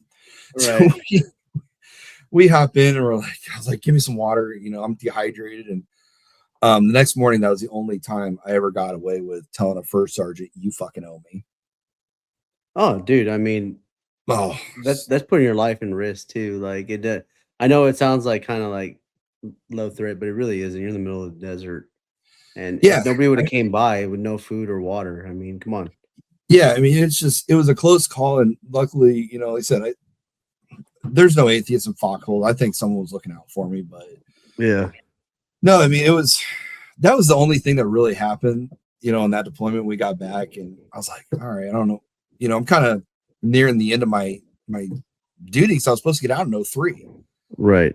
in the middle, like in July of 03. But we weren't even back a month. And I came home, or I came back to Benning from leave because I took leave and went home. And I got back and they're like, hey, you ready to go back? I go back where? Oh, we're going back to Kuwait. Why? I don't know. Pack your shit. We're telling everyone. What month was this? This would have been January, Of right 03? after the new year of Oh, 03. shit. Okay, go ahead. So it's kind of funny because I mean, we got back. I went right on leave. I was like, I'll clean my gear. I don't, you know, there's no inspections. They just said, you know, I'm like, man, my gear hasn't even been cleaned from the last one. So I had to go back and clean all my gear to get ready to go again. And it was a different feeling the second time. Because the first time I was kind of excited. I was like, man, another country. I'm going to the Middle East. I've never been there. And this time I had a sick feeling in my stomach when I landed. When I saw the desert again, I'm like, oh, what is going on? Is it because of like what happened to you, or do you like just have like a weird feeling? It was a weird feeling. Yeah. I knew something bad was going to happen. I'm like, they're not sending us here for nothing. And does it look different though too? Like, is there more people or different units? There was a couple of units that had relieved us. And what struck me, so I went with the advanced party, kind of get things ready. Mm-hmm. What struck me, it was cold. Oh, I didn't know the desert could get that cold. Yeah. And but yeah, it was a little different. Like we got reissued all of our gear and our vehicles. We had to go pick up our vehicles and pick up more vehicles from Kuwait City at the port at Doha. And it was weird though, because so there's a couple different types of Bradleys. So the new Bradley had come out that had the bench seats that were really nice. We got issued the old Bradley from like Gulf War that had the individual seats in the back, which made no sense. Like, why would you put these soldiers in individual seats all around where they have to get out quick? But yeah, so we went down to the port to pick up all these vehicles, and I was with my platoon sergeant. He handed me his M4 because he had to go figure stuff out, and I guess he couldn't take his weapon wherever he was going. Well, I put my M16 on my back, and I slung his M4 in front of me. Well, his selector switch was really loose, and I knew this, and I tried to keep an eye on it. What do you think happened? It went to fire. Well, there's all these different units there too. And the sergeant from the National Guard comes up to me and he points. I was like, oh, crap. Here we go. And he's like, specialist. And I'm like, yes, Sergeant. He's looking at my my third ID patch. And he goes, I don't care if you're regular Army or what you are. That weapon. I'm like, please don't say it. Please, because Black Hawk Down had come out. Right. In the theaters. I'm like, please do not say this. And I'm at parade arrest, and he's like, that weapon's on fire. It should be on safe at all times. I'm like, and I couldn't help myself. And I go, well, this is my safety, Sergeant. And I turned and I said, have a nice day. And I booked it to the nearest sergeant from my unit, one of my squad leaders. And he kind of just held up because that guy was he was coming after me. Like he was chasing after me. Yeah. And he held up his hand. He's like, I got it. And he looked at me and he just kind of leaned in and he's like, that was awesome. He knew he watched the whole thing, which I wasn't sure about. But yeah, that's where I think there's reasons why I didn't make sergeant. So I did stuff like that all the time. So when you guys are there, you guys are all in Kuwait and everything like that. Like, so let's talk about the build up to invade Iraq. Like, where do you, like how does it build up? So we're doing we're getting more training, and it's getting real. So my command sergeant major was Bob Gallagher. So he was part of the lost convoy in the Battle of Mogadishu, the Black Hawk Down, which again, it's ironic that I've made a joke. So he took us to the urban warfare site, the Mount site, which is like the mobile or the military urban warfare site. Mm-hmm. Just all the buildings where you do room clearing. And he taught us room clearing. Like he was teaching us like stuff we wouldn't even think about. Like, I mean, we were learning how to move without really just bouncing a lot less. He was talking about don't hug the wall. When you're going down a wall, he goes, stay away from the wall, because he said AK rounds will follow. They'll go down the wall and you'll get hit. I was like, oh. But he was teaching us little things like that. But then you'd see more and more units coming in. You're like, well, who's that? Yeah. Who's that? There was National Guard units. And young specialists, all you think about, like, hey, when's the next meal too, huh? Yeah, I mean, well, and I had so I had my drivers. So I was a team leader by this point. So I was a gunner. And so being a gunner, I was in charge of one guy, my driver. But then I had the other driver in my wingman, Bradley. And the crews, we all kind of looked out for each other. And so we're going to the meals. We have to walk a mile to the chow hall and then a mile back. So it was funny. We had to walk 2 miles for each meal. And I see these people that, park really close to restaurants or whatever, or grocery stores, and they get upset. I'm like, it'll be all right. It'll be all right. Yeah. So the buildup, though, so we're looking at all of our gear, because now February is when we knew we were going to go. Oh, like, okay. February, we were looking at satellite imagery. Like, okay, this is real. We're going into Iraq. So that's the buildup of the invasion was January. We really weren't sure. We were just training. But then February, we're getting satellite imagery. We knew our missions, and we're being told what's going to happen. So we looked at our gear. We're like, we gotta fix this. So we kind of did an Armageddon where we pulled everything out of the Bradley. The seats, I mean, if it was bolted down, we were unbolting stuff. We're like, okay, we're going to make this ours. We made bench seats out of plywood, and then we got those, secured in there so that our guys would have bench seats and they'd be facing each other and get more room. Well, also we made lids on them so then we could lay more ammo down inside. Military had never come up with that. And then we figured out a way. We figured out a cargo strap system inside. So we typically only had like 2 tow missiles, and we figured out a cargo strap system to where I think we got about 4 or 5 missiles that could be secured. And we took them out and we would drive it around testing it on hills and everything to make sure it would be secured. So we were doing stuff like that.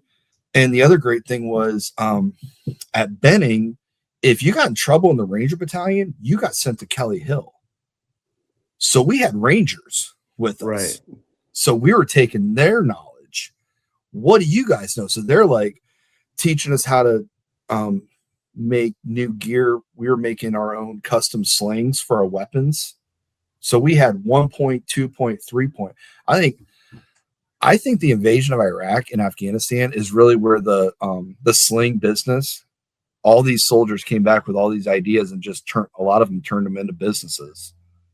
And you would work, you'd work through it, and you just had your own custom sling. We had guys that were sewing on extra pockets on their sleeves so they could put more gear there. And I mean, it was amazing to see how a bunch of lazy soldiers we turned into the most MacGyver looking dudes. Just like, you gave us a problem, we would figure it out. Yeah. And it was just great. And the scariest thing though was by getting the vehicles ready. My vehicle had a bunch of problems. So then my vehicle became, well, we need a part, go grab it off of, Green Force vehicle. I need that. So building up, I didn't have a working vehicle. I didn't have a working Bradley. And I'm really getting scared. Yeah, I'm like, what's their thought process? Like, we're just gonna stick everybody else in other Bradleys too. Like, well, they kept saying that I would get all the new parts. I'm like, when's that gonna be? So then in the middle of February, I was starting to think, I'm like, well, wait a minute, I'm supposed to get out. Well, they called us all out, and they said, hey, who's supposed to get out of the military in the next 6 months? And, a couple of us raised our hands. They shook their heads. They're like, you're stop loss now. Like, what's that? I didn't know what that was. Yeah. And no one ever explained this stuff to us. And so they basically said, well, you're in until this is over with, whatever we're going to do. I said, so what do I have to do to go home? Like, you got to take Baghdad. I'm like, all right, we going now? I'm ready. Now, you think about this, we'd already been there in 2002. Everyone else was brand new. They'd never been here. So we only got a month. My unit, or my battalion, we were the most pissed off individuals by this point, because we've been in the desert, no booze, no women, right, and just hot and nasty weather. So yeah, the buildup was kind of interesting, because now I'm a stop loss gunner, still in the military, and I'm still expected to do my job. And by that point, I had a bunch of different little specialties. Remember the 8? So we had the 8, the ANCD, it was the little computer system that would get all the frequencies on our radios and everything. Mm-hmm. Basically just how to work the radio. It was another instrument for the radio. So I had learned how to do that. I was a combat lifesaver at that point, and because they always needed more people with medical knowledge. So I still had my CLS bag that was issued to me. And so by doing the ANCD, I was kind of the comms guy, and I would help out our comms sergeant. So I'm stop loss, and I'm getting all of our radios. We're going to go on a night maneuver, getting ready. And we're at the forward. We're kind of at the forward base now, getting ready for the invasion. And I was working on my lieutenant's radio, my platoon leader's radio, and we couldn't figure it out. I don't know what was wrong with it. We kept doing the same thing, and everything we were doing was right, but we were all waiting. And this sergeant that I could not stand, and he came up in the Bradley, and he's like, "You guys done with that radio yet?" And I go, "Negative, Sergeant. We're working on it. We're working on it." And he, this term, he's like, "You're moving like pond water." Yeah. So I looked down, and I'm like, "Sure, Sergeant, whatever." And I went back, and all hell broke loose. He started cussing me out, and he's like, "What?" Because everyone kind of did the ooh, because they're all sitting there in the back. Of you know how soldiers are. And he realized I just punked him out in front of everyone. Mm-hmm. And he's like, get out here. And I look down. I go, "Oh, you want me to come outside? Okay." And I swung out of that turret, and everyone's like, no. I'm like, nope. I've had it. I was going to go deck him. I was done. Yeah. I had run-ins with him the previous deployment. So I got out there. My platoon leader, he was a brand new second lieutenant, but he'd come to us from the Rangers. He was a Mustang, and he called me to attention and was like, "Hey, Foster, get in there, fix my radio." He kind of knife handed me. He's like, "Fix my radio." I'm like, sir, that guy. He goes, I know. So yeah, I kept my rank. I didn't get in trouble again.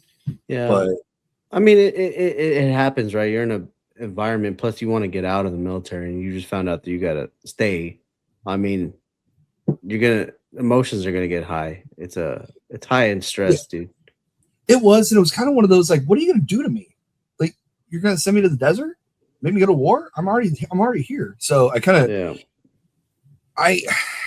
ironically though, you know, we never talked about it. Him and I, that sergeant and I never really talked about it after that. It was kind of just a dead, like he wanted me to come over there to talk to him, but I kept like he kept sending soldiers to come get me. Yeah. I'm like, no, he can come over here. He knows where I'm at. If he wants to talk, I'm not going over there. Yeah. So I have a question for you. So yeah, I know that being stop loss sucks. But I mean, you really, it's gonna sound pretty wild, but like you haven't done like the job, right? Yeah. You know, and do you have, and you're about to get out, did you ever feel like, hey, I didn't really do what I thought it was gonna be like? Yeah, not during the invasion, but I'm talking about right before, you know. So I mean, you can re-enlist at any point. You can re-enlist your last day. I wasn't sure what I wanted to do next because I had always told myself one enlistment and I'm done. Mm-hmm. But then, of course, you know, 9/11 happened. But then I was always like, Afghanistan, get to Afghanistan. But then I was like, well, now I'm in Kuwait, but now Iraq. I don't know what's going on in Iraq. So I was kind of living day by day, if that makes sense. You know, I hadn't done it. I hadn't done the job. And I think I had an epiphany at some point where I was like, I'm finally going to get to do it. Right. And it's a big deal. It is. And I think that's where it kind of, what I was trying to do that night too. That's what made me so upset because I was trying to really help. And then to get berated for doing my job. And then I just was getting upset. So, yeah, I mean, I really took everything to heart. So you're supposed to have a helper when you take apart the 25 mic, the millimeter gun, the main gun of the Bradley. Yeah. So yeah, I learned all the weapons. So the weapon systems, for those who don't know, that you know, you have a tow missile launcher that has 2 wire guided missiles. You have a 25 mic chain gun that has high explosive rounds, and then also we got depleted uranium rounds. And then we had the 240 Charlie, the coax 7.62 machine gun. Yep. So I had 3 weapon systems at my disposal, which I thought was awesome. I'm like, man, and you could pick and choose which one you want based on what threat you had. But you had to be able to take apart the 25 to clear any jam, but you would get a helper because this thing, all in all, it's 3 pieces and it weighs like 300 pounds, but you're taking it out at an odd angle. All of us gunners realized no one's going to be there to help us.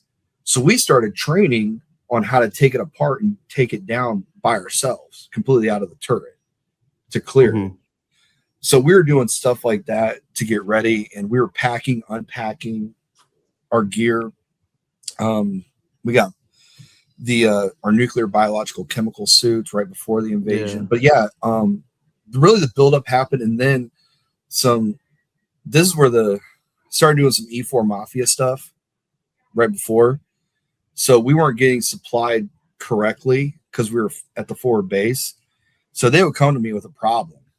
And like, hey, Foster, we need this. I'm like, all right, I know how to get this.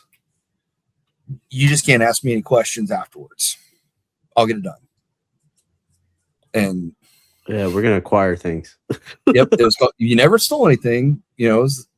Or wait, what's the acronym? STEAL: strategically transfer equipment to alternate location. Yeah, that's a T-shirt.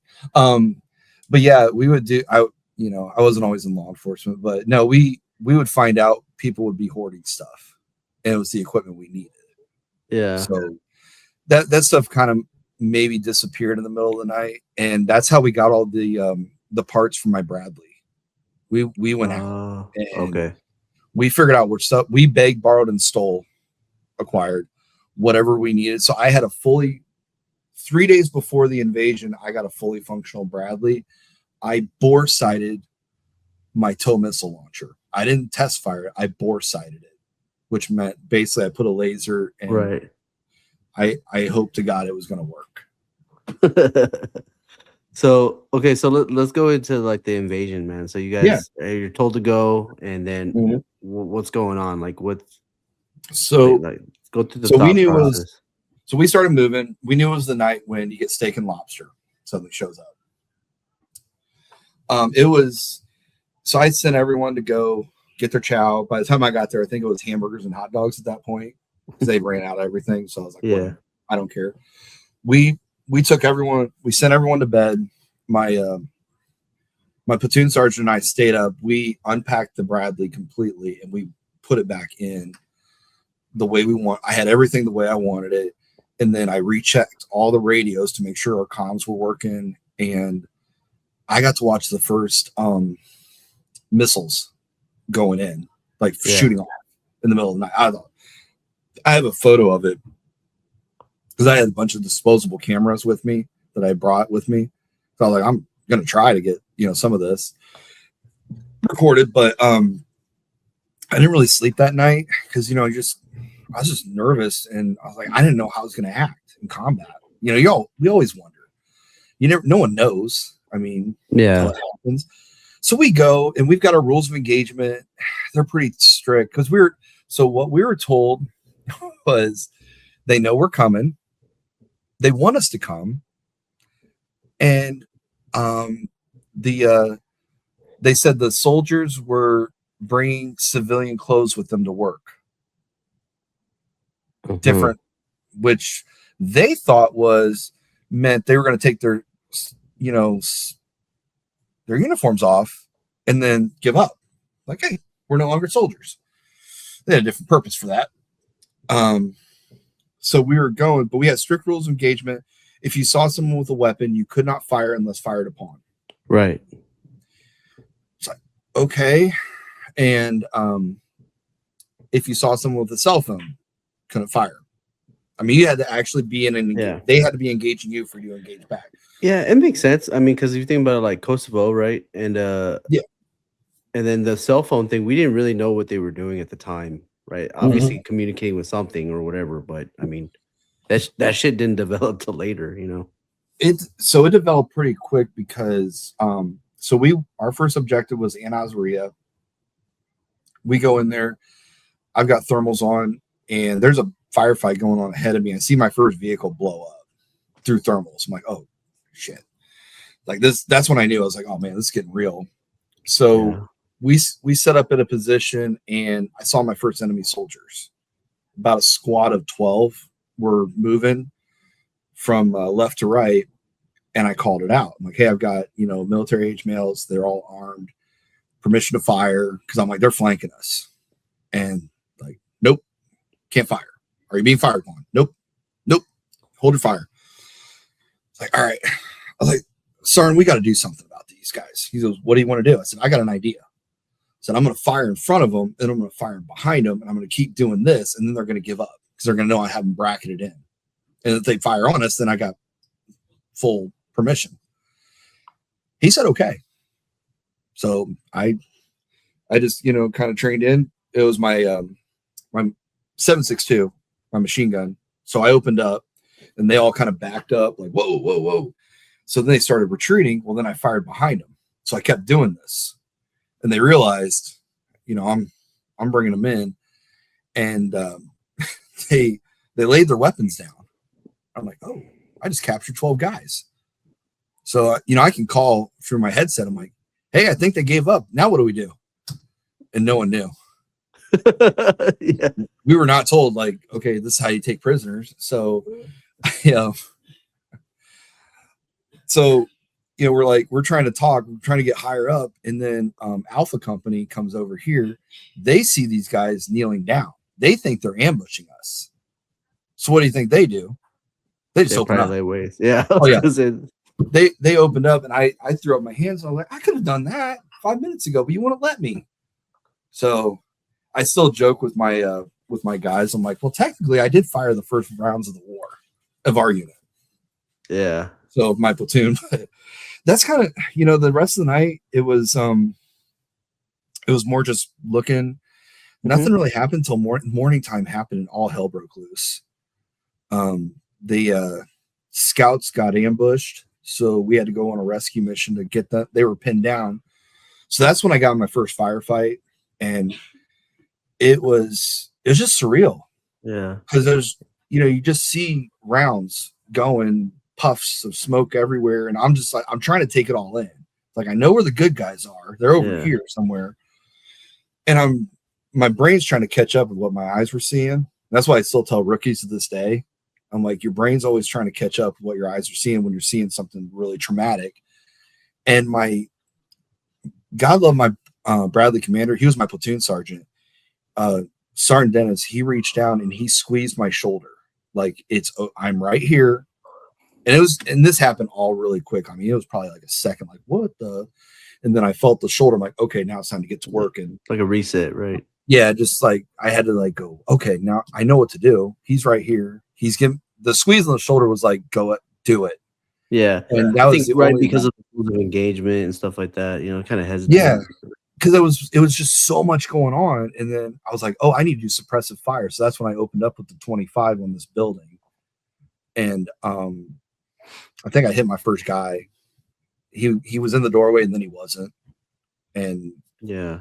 I had 20-year veterans after that. They were like, man, what was it like to kill someone? I'm like, I don't know.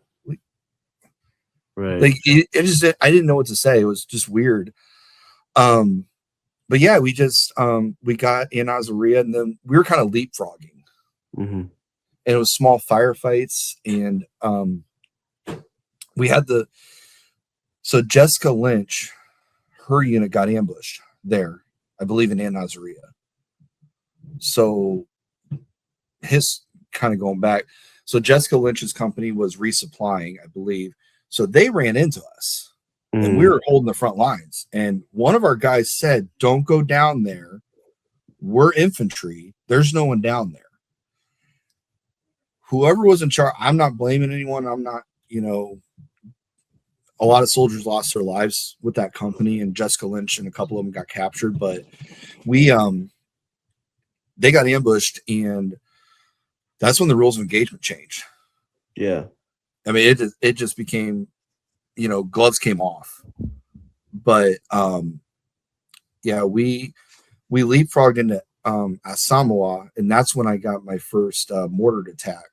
So we were kind of bottlenecked into this road, and I didn't like the way we were set up because everyone was popping their hatches, and that was the first time I'd popped my hatch in a couple of days. And I was looking around, I'm like, sorry, we're really clustered together. This isn't good. And I saw these dudes on this building, and they had cell phones, and they were on the phone looking at us.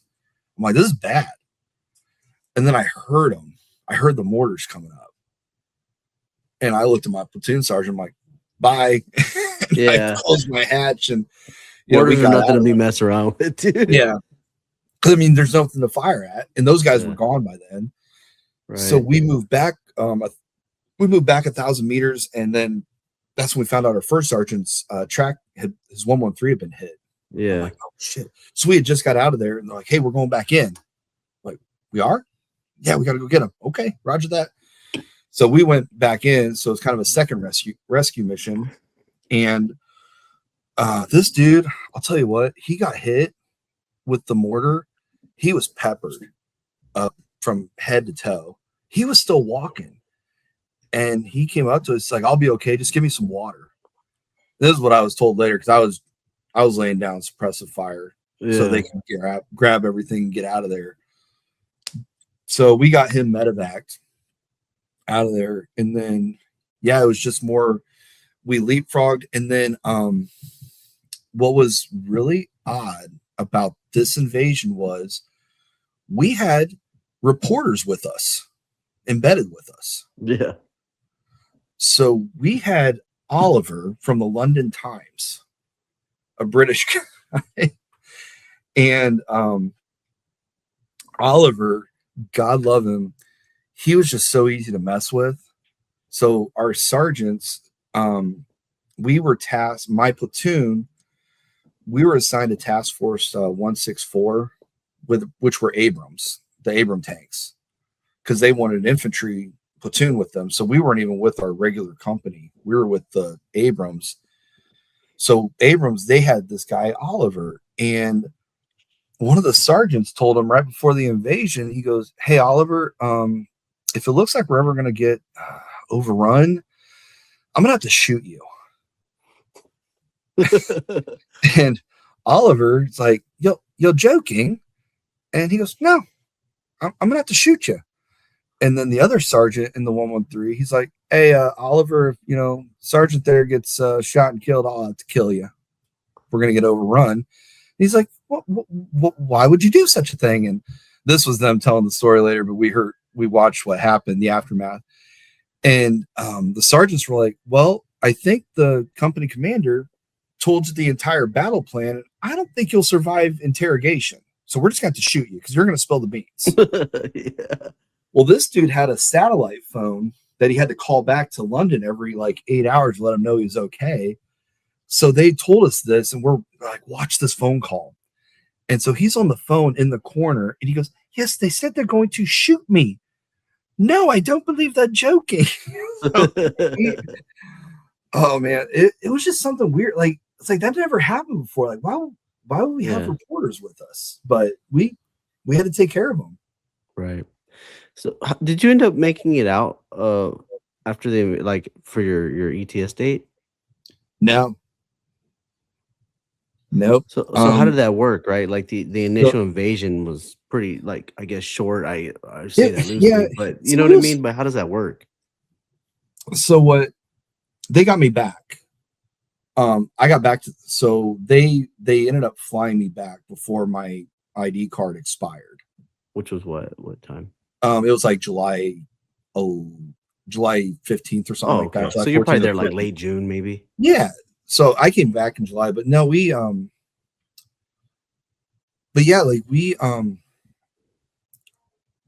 encountered right after that the sandstorm, the big sandstorm, the biblical one, where it was just the orange haze everywhere.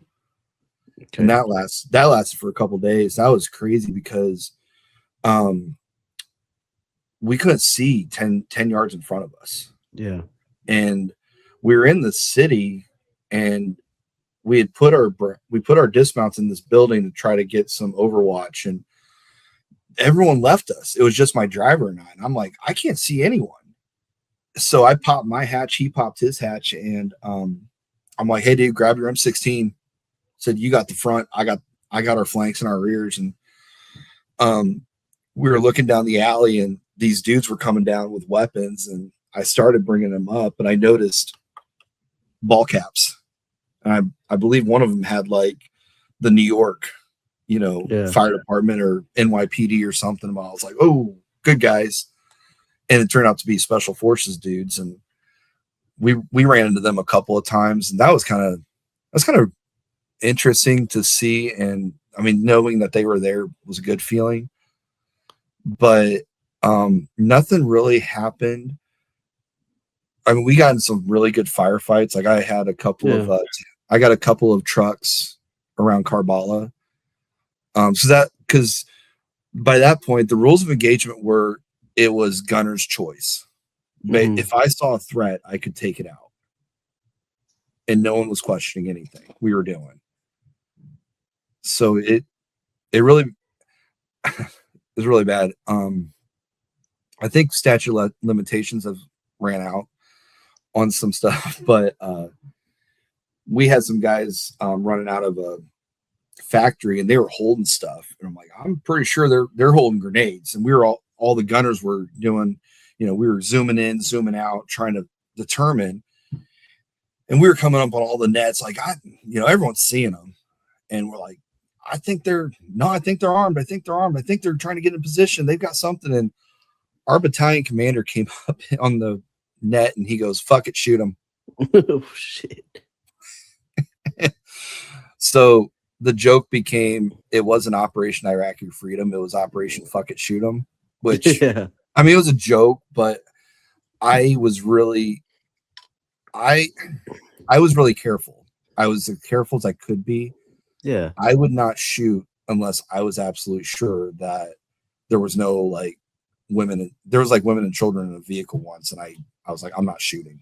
It's like, no, I can see this clear as day because I'm like, I got to live with this the rest of my life. So yeah, I mean, we had like firefights, pretty good firefights, but they were short. Yeah, because like little we had the ticks, right? technology. Yeah. And, it wasn't until Baghdad that the shit just hit the fan.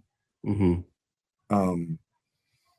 So going up, so we had Objective Saints, and I don't know if you can. So this is actually my battle map from Baghdad. So we had all the maps, and I got somehow this survived me coming back in all the inspections. Yeah. But so going up to Objective Saints, it started getting really bad, and then it got worse. And then one of our Bradleys, my wingman's Bradley, his whole electrical system went down. Yeah. So he was doing the old-fashioned cranking because that's how you would do the turret. Yeah, and then yeah. it would still fire. So I was covering both sides, and my 25, my main gun went down. So I was down to my coax machine gun. There was RPGs just going white trail smoke, just going this way because they were just ready. They had ambush teams just waiting for us. And if you see, you can still see the Abram that took 4 direct hits and got mobility kill, and that was about 4 vehicles in front of me. So we were getting some pretty good firefights there, and I mean, it was what got me was the new tactic they were using was they would fire whatever weapon they had, and then they would put it down, and then they would run like this to the next fighting position, and then they would start engaging again. Yeah. And I watched this a couple times. I'm like, no, you're still in the fight. So then you take them out. Like, no, you're still an enemy combatant right there. I don't care you don't have a weapon in your hand. You're running to the weapon. So that's where like it really became gray. Like almost like I could explain it if I had to, but there was no one to explain it to. And like really no one asked us any questions, but I knew I did the right thing. Man. So how do you feel like after like this is all like, because I mean you go back to the States, right? And this is what you wanted, right? You wanted to go to the war and fight, but you're on the plane, and I assume some of your guys are still over there, right? Like, how are you feeling right now? So when we got back to Kuwait, they took us to a tent that had Like, the shrinks, the head shed, or they asked me like the dumbest questions. They're like, "How are you sleeping?" I'm like, "Okay." "Are you eating okay?" "Yeah." Do you want to do it? Is there anything else? No. Okay, you're good.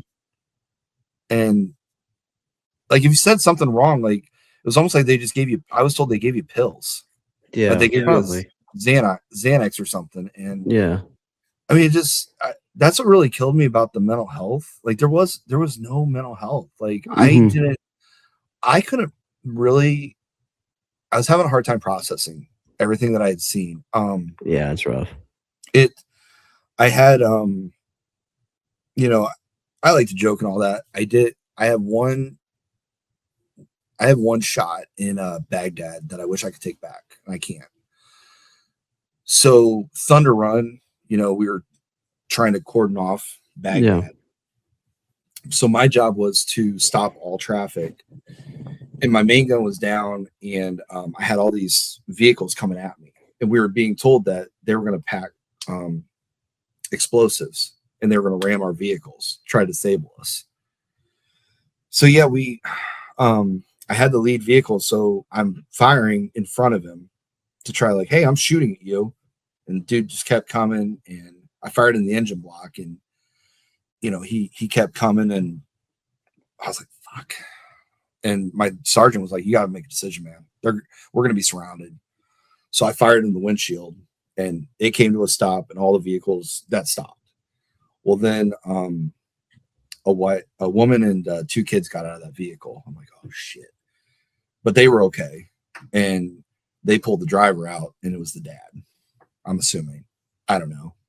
Right. But you know, I had to sit there, you know, and I watched him, you know, I watched him die with his family just grieving over him. And it's like,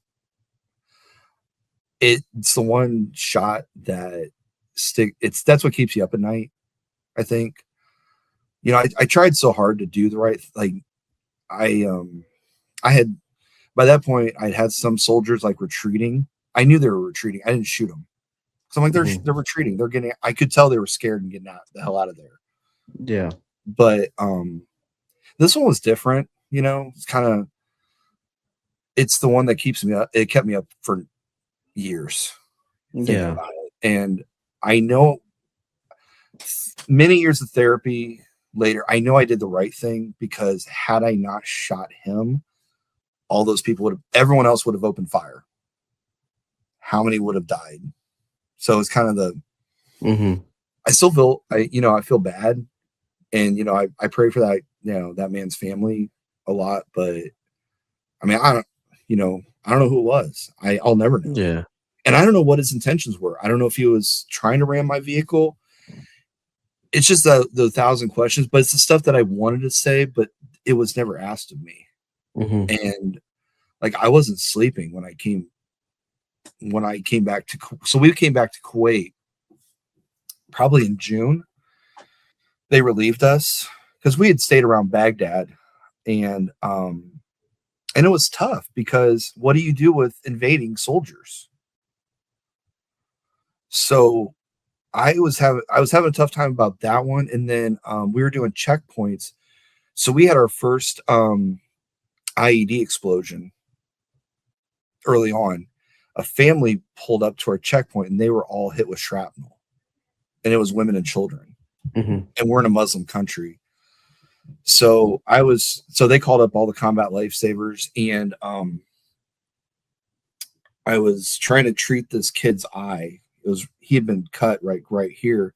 So I'm trying to, like, you know, do what I can for him, putting quick clot or whatever we had, you know, trying to just bandage him up. And some jackass reporter is trying to get his Pulitzer Prize winning photo. He pushes my hand out of the way as I'm trying to bandage this kid, because he wants a shot of the kid, a picture of the kid.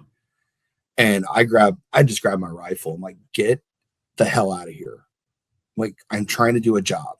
Right. He's like, he's like, you can't do that. I'm like, oh, watch me. I'm like, dude, I'm trying to save this kid. I'm trying to save this kid's eye right now. Like, getting him ready for medics. So that was rough.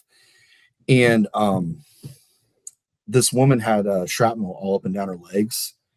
So, you know, I have to lift up her dress, and I'm getting smacked by her husband because I'm touching his wife. Yeah. And I was holding up my combat lifesaver bag. Like, I'm here to help. Like, I'm trying to help her. And finally, so I took his hands and I put them where I needed. And I said, you do it. So he understood what I was doing. But I guess the point I'm trying to make is I had my fair share of battles, and I had pulled the trigger. Now it's saving lives. And it was such a weird feeling. You know, we were staying at this supply place, and you can't, I couldn't get emotional around my guys. I found a corner. I probably good half hour just I just bawled my eyes out because I didn't know how to feel. I mean, I can admit that now. Like, I never admit that back then, but it was so weird. Like, I had done so much. I've been in so many battles pulling the trigger, but now I was the lifesaver. I'm like, what the hell? I didn't know how to feel. And this is stuff they didn't ask. And stuff no one ever asked me for years. And coming back, it was just so surreal. So I flew back to Fort Benning on a Friday, and my platoon sergeant was already back. He had went back for some family stuff. He met me at Fort Benning, and they gave us a 4-day pass. And I went up to him, and I was so emotional. I'm like, can I go home? Because I live in Indiana. And he's like, I know you'll be back. Go. Because he had to get permission to leave the state. And I flew back to Indiana, which actually turned out to be a really good thing. My family knew I was coming home, and then the news media was there at the airport because I was the first soldier from the area. Yeah. And they're, I've got lights in my face, and they're like, "So, what do you think of this?" I'm like, "I don't know what the hell to say."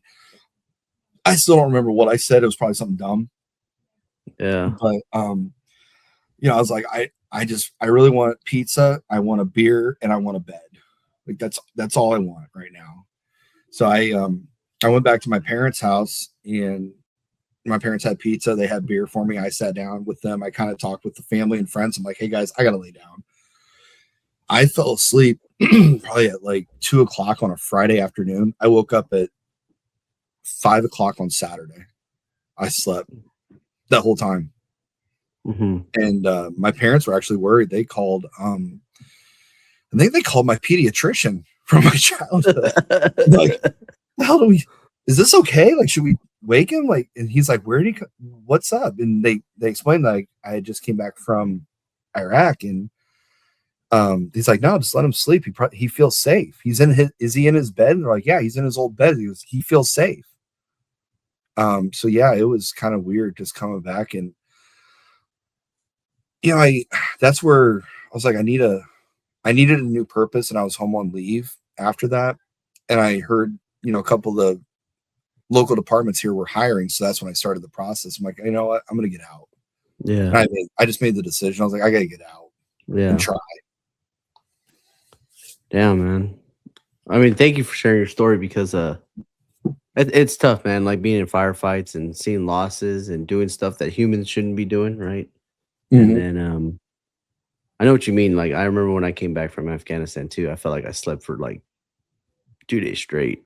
It felt like you kind of felt like you just like, I guess, comfortable, yeah, but I don't know, man. Like it's just a different feeling, and I don't know. I mean, it's tough, dude.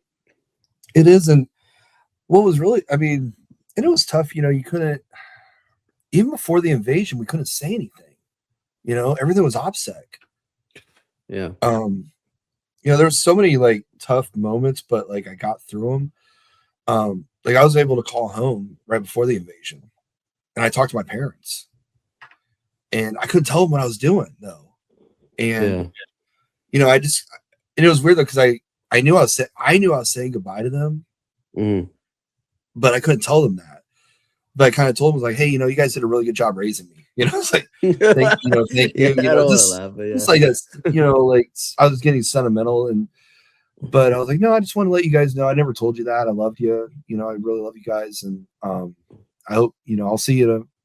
I'll talk to you in a few weeks when this is done." And I hung up the phone, and I found out later my mom looked at my dad and she goes, "He's going to war."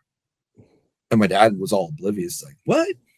And it was kind of weird that she knew. She could hear it in my voice.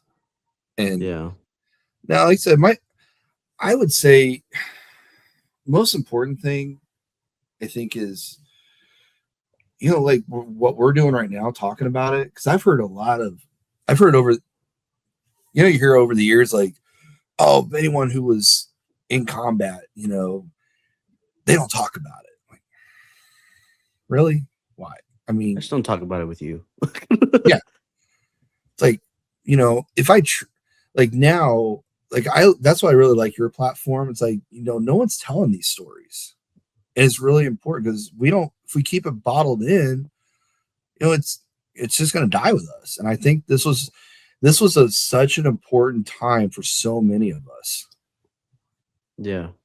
No, absolutely. And you're right. I mean, the thing is too, is like, obviously we know the podcast world is overran, right, with people that only think they fought in the war. And it, like you said, dude, I mean, people take it with them because they kill themselves, right? And it's important to, what we talked about in the beginning, you got to find your people, and that's the important part, dude. Yeah, I mean, I've lost a couple of my soldiers to suicide, and I lost some law enforcement and firefighter brothers to suicide over the years. And that's why nowadays you know, I do the law enforcement thing, but I'm also a peer counselor for law enforcement first responders. Mm-hmm. So, so Northeast Indiana, we have a critical incident stress management team of just volunteers. So, like, say a really bad car crash that kills a whole family happens, and it impacts the fire department or, you know, law enforcement. We go in as counselors and we do a debrief and we talk about it. And it's not therapy. It's more just letting it out and That's getting it important. out. Yeah. And it's, you know, we educate like, hey, this is what's going to happen. This is how you're going to feel. And I'm able to share like, you know, this is what helps me, because they actually helped me years ago. I was I was first on scene of a multi-vehicle crash. It had two people dead right there. And I was doing triage. You know how that goes, medic. You know, I'm like, okay. And I felt bad. I'm like, okay, dead. Okay, I could save that person. And no, there was kids there on scene, and I didn't know there was kids because I was focused on one guy.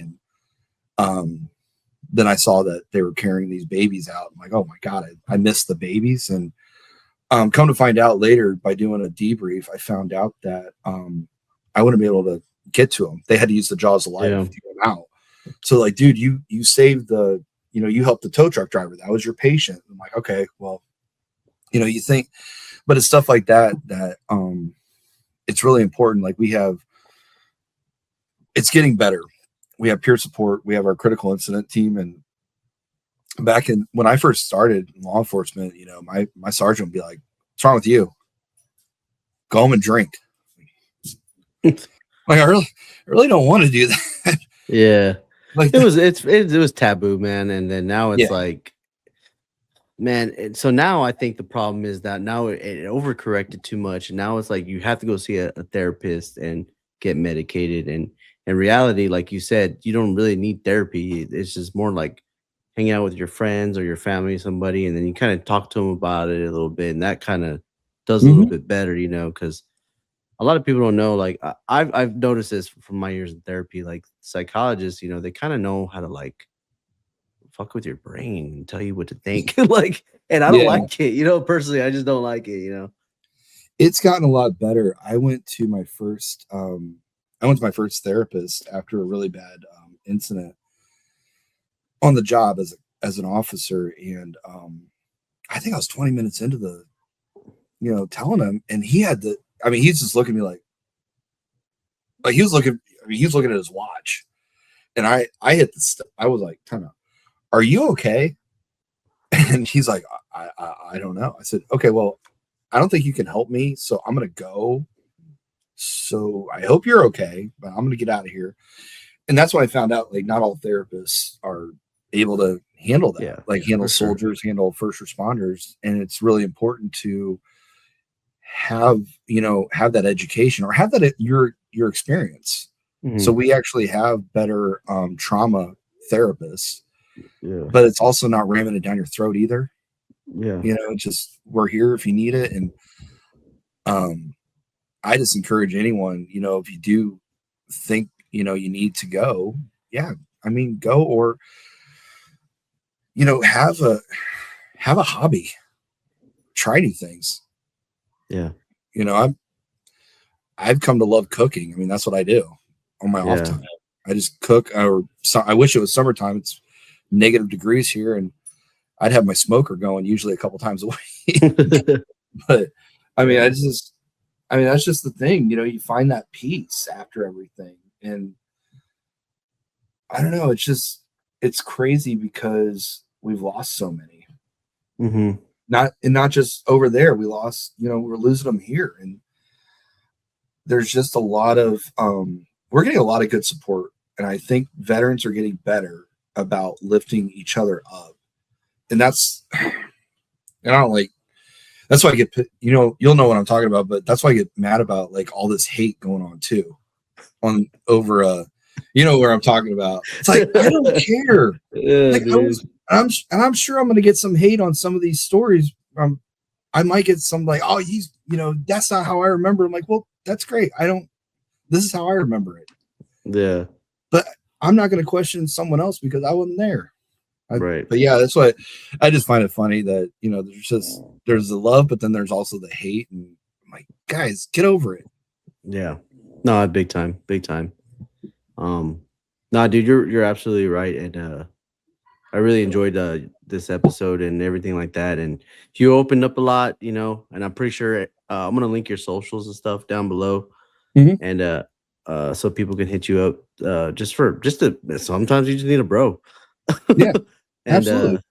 but yeah, dude, it was awesome talking to you. You have a lot to say, and I think you can help a lot. And yeah, man, do you have any questions for me or anything like that, dude? No, I'm trying to think. I mean, I've watched a lot of your stuff, and I just think I just thank you for everything you do.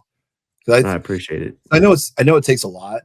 Um, my 'Cause I have another buddy who does a podcast, and he does more, like, he's done a lot of mental health stuff, but he's like trying to get into the comedy things too, of like first responders too, because he's like, man, Yeah. I can only do so much mental health. And that's why I try to, like, kind of keep it light. Like, yeah, we'll do some serious stuff, but also, let's have some fun too. Yeah, 'Cause, sure. I mean, our careers are supposed to be funny, Hey, but there's good moments better than just being miserable all the time. oh yeah, yeah. I mean, life's too short to be miserable. I mean, that's why, I do the dark humor stuff too. I mean, I get some hate for it, but at the same time, I'm Yeah. like, What can you do, man? yeah, like, if I make someone laugh, then I feel like, I've done some good. No, you're absolutely right, dude. I mean, I love dark humor. I'll tell you a joke when we get off of here. Well, that's all I got. What No, about hey, I you? appreciate it, man. All right, Eric Foster, ladies and gentlemen. Thank you. Thank you for tuning into this episode. If you enjoyed it, please comment, share, and subscribe. Comment will go a long way. Please follow us on our major socials: TikTok, Facebook, and Instagram. New episodes drop every Wednesday at midnight Central Time. If you have anybody you'd like to get on the show, please send them my way. Or if you'd like to get on the show, please send me an email. And with that, we'll catch you on the next episode.